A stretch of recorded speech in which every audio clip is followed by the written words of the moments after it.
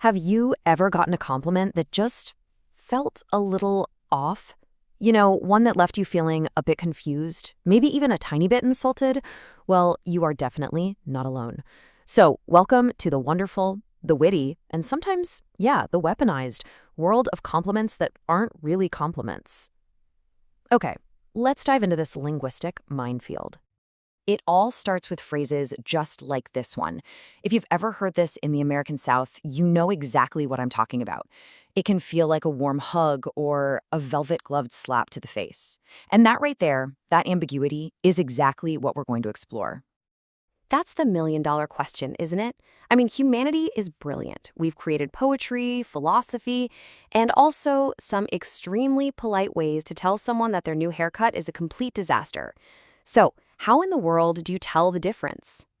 Well, let's find out. We are going to go on a world tour of the most cleverly disguised insults out there. Think of this as your global guide to decoding cultural sass so you can avoid, smiling and saying thank you when someone's just attacked your entire fashion sense. First stop, the United Kingdom, the absolute masters of the understated takedown. Here, praise is a lot like British weather, cloudy and totally unpredictable. If someone says you have an interesting idea, that is not a compliment. It is a very polite request to stop talking.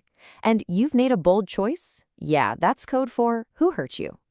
And this might be the most perfect example of all. Brave haircut. See, what's so brilliant about this is that it doesn't say if the haircut is good. It only says that it required courage to get. All of the judgment is packed into the subtext. Okay, let's hop across the pond to the United States, where positivity is king, but sometimes with a sinister twist. Phrases like, I love your confidence, aren't really about your outfit, they're about your sheer nerve for wearing it in public. And you clean up well is a classic.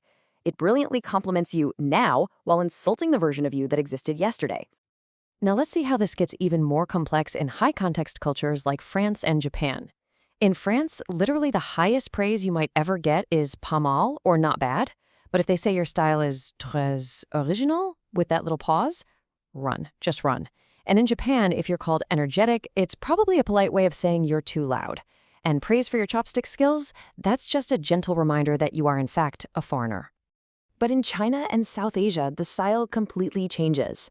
The compliments can be startlingly direct. In China, if someone tells you you've gained weight, it means you look prosperous and healthy. It's a sign of success.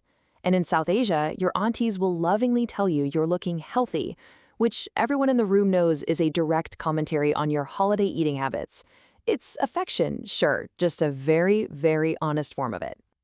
But you know what? Some of these phrases don't even need a passport. Telling someone you look tired is pretty much universally understood as please fix your face. And hearing you're like family to me can be a super heartwarming statement, or it could be a warning that they are now going to judge you forever. So, that's the what. Now for the really fascinating part. Why? Why do we do this? Why is so much of human communication this beautiful, complicated dance of saying what we don't actually mean? Well, a huge piece of the puzzle is this difference between high context and low context cultures. In low context cultures, think the US or Germany, words are usually meant to be taken literally. A compliment means what it says. But in high context cultures, like Japan, the real meaning is hidden in the tone, the body language, and in what isn't said. The compliment is just the tip of the iceberg. The crucial point here is that this isn't random. There are three main reasons for this linguistic dance. First, it's social diplomacy, a way to criticize without starting a fight. Second, it can be about status, a subtle way of reminding someone of the social hierarchy. And third, let's be honest, it's often just about humor. A little bit of spice makes conversation a lot more fun. And what this all shows is actually a really cool travel hack. If you can decode a culture's backhanded compliments, you get a shortcut straight to its core values. Japanese praise values harmony, French praise values style, South Asian praise values family honesty, no matter how brutal it feels. It's basically a cultural cheat sheet. Okay, so you're armed with all this knowledge, but what do you actually do when you're on the receiving end of some confusing praise? Let's get practical with the survival guide. Here are three simple rules. First, listen to the tone. The words can lie, but the tone of voice, it rarely does. Second, assume goodwill. Most people aren't trying to be mean. They're just speaking their own cultural language. And third, stay humble. A simple, gracious response works almost everywhere on Earth. But what if you are truly, completely stuck? What if you have no idea if you've just been praised or completely pulverized? Don't worry. There is one emergency phrase perfected by the British that will save you every single time. Oh, that's kind of you. Seriously, think of it as the linguistic tea bag of safety. It is perfect. If the compliment was genuine, you've been gracious. If it was an attack, your polite, slightly distant response is a masterclass in deflecting it without escalating anything. It is absolutely flawless. So, as we start to wrap this up, let's just reframe this whole thing. This isn't just about avoiding embarrassment. There's something really wonderful about all this linguistic chaos. I mean, seriously, think about it.